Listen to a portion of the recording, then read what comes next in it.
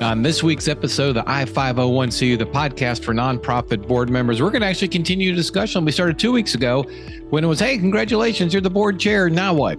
And we talked a little bit about the expectations, the roles, responsibilities, things along those lines. And so I would encourage you, if you want to, go back 2 episodes ago from this episode, and you've kind of got a little bit of a sequence going there.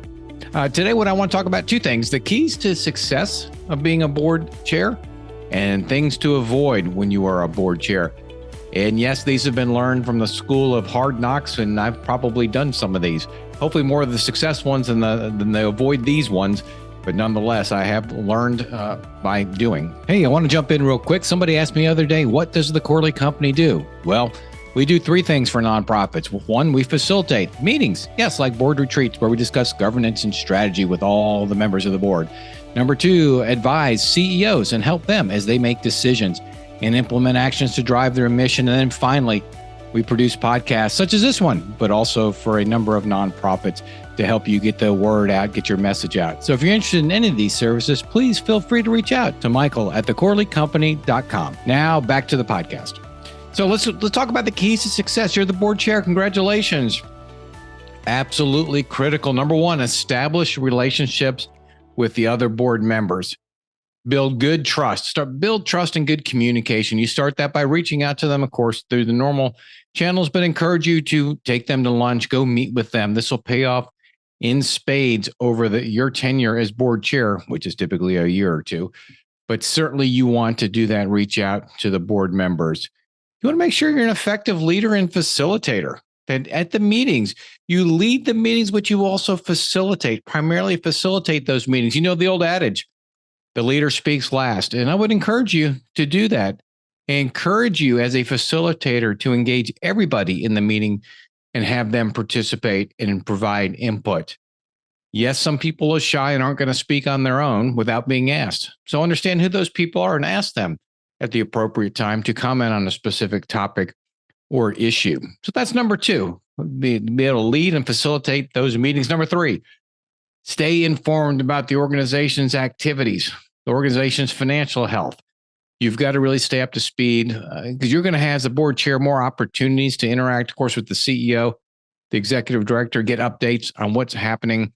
And that's really important that you're able to speak to those things at a high level. You know, I'm not talking at a very detailed level, but you want to be abreast of things. Nothing worse than going to a cocktail party with your friends. They go, hey, I saw aren't you on that board? Hey, I saw y'all are doing XYZ, and you have a blank stare on your face. So hopefully you'll be getting the proper updates along the way. Work to be an effective communicator. And of course, this ties in with the leadership to really clearly and regularly communicate with the board, with the staff when appropriate, and any external stakeholders.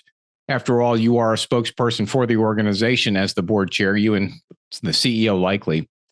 And so effective communication, just ensure those lines of communication are open. And number 5, fostering a culture of transparency and accountability. Yes, even at the board level, that's important. Now, you're not going to be managing staff, but you want to make sure that you operate and behave in a manner that you hope the rest of the organization does. So that transparency and that accountability. And that means holding board members accountable. And that can be quite challenging sometimes. And of course, leading by example, which ties into the number 5, what I just said, is people will model your behaviors. They will watch you. If you're inattentive at meetings, if you're not responding to email requests, people will do the same. So it's like any type of leadership role. As board chair, you want to lead by example. So if you do those, I'll call them 6 things. It might be 5. If you do those 6 things, you've got an opportunity to be an extremely effective board chair. But on the other side, what should you probably avoid? My observation, and of course, having done some of these, avoid micromanaging the organization or staff. You're the board chair. Stay at that board level. And it's going to be tempting to get involved in day-to-day, especially when you have your one-on-one meetings with the executive director and he or she says something.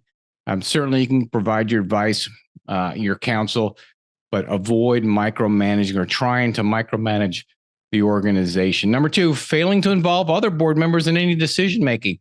Yes, it's more efficient for you to make decisions, It's more effective typically for the board to make decisions. And, you'll just have to learn what those nuances are, but engage other board members in discussion, get them involved. Because remember, they're pretty smart people, or they wouldn't be on the board, and they want to provide input. And that's critically important to give them the opportunity to provide input. Neglecting your duties as chair should go without saying.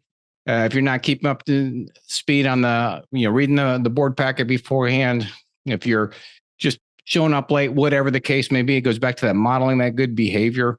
Number 4 would be failing to communicate effectively with the board and the organization staff. You've got a really critical role and an opportunity to influence a lot of people, certainly to engage the board. That is your job. That's not the executive director's job.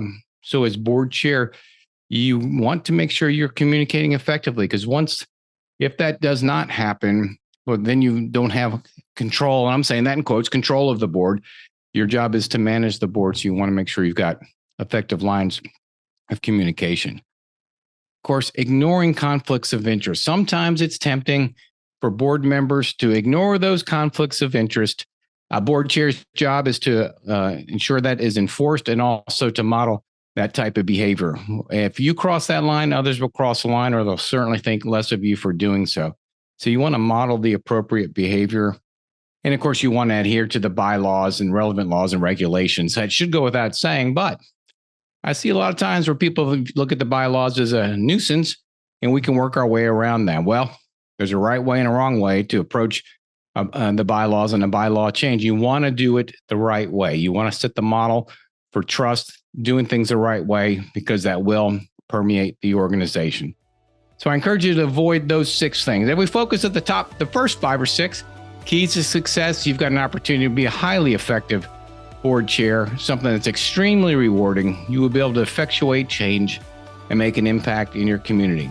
And just remember to avoid those things that might pull you away or distract you from being an effective board chair. So there you go. As you embark on your journey as a board chair, I commend you. I congratulate you. It is extremely rewarding, and I wish you the best of success. This is Michael Corley, the I-501C, the podcast for nonprofit board members, and we'll see you next week.